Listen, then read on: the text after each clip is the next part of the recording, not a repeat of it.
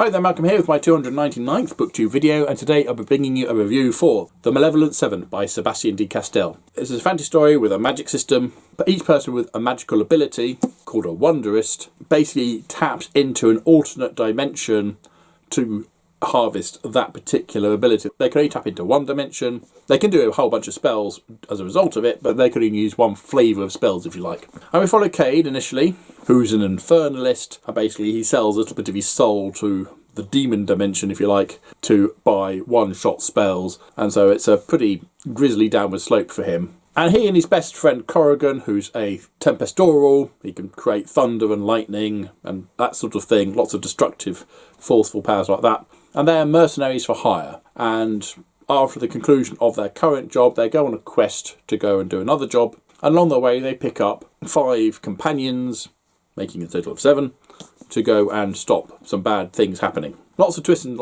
turns along the way. There's the getting the band together journey, some side quests, and we end up effectively with a blood mage, the tempestoral, a demon, Cade himself, a shape-changing angel, and a dashing swashbuckler who is an animal affinity with rats, who to me was the late great Rick Mail. Oh, and a coyote as well. And these 7 incompetents bumble their way across the land to go and do the thing. This is all told from the point of view of Cade in a sort of knowing conversation as he's talking directly to the reader. Yeah, like this. Picture a wizard. Go ahead. Close your eyes. There he is. See? Skinny old guy with a long straggly beard. No doubt he's wearing iridescent silk robes that can't protect his frail body from a light breeze. The hat's a must too, right? Big, floppy thing covered in esoteric symbols that would instantly show every other mage where this one gets his magic. Wouldn't want a simple steel helmet or something that might, you know, protect the part of him most needed for conjuring magical forces from being bashed in with a mace. Or pretty much any household object. Now open your eyes and let me show you what a real war mage looks like. But be warned, you're probably not going to like it.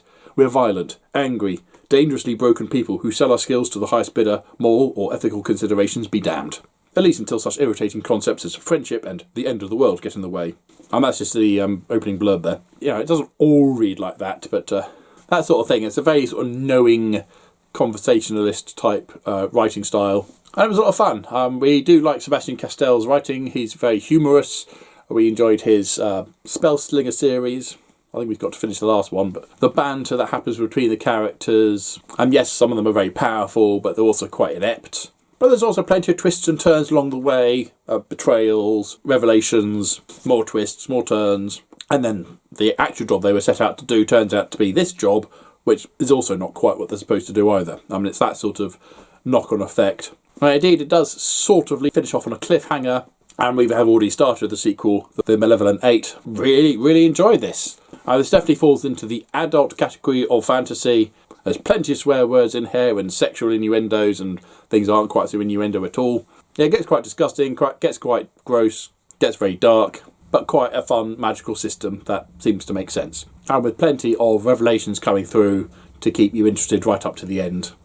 And then wanting to read the next book. Booktastic. Highly recommend it. So, have you read The Malevolent 7?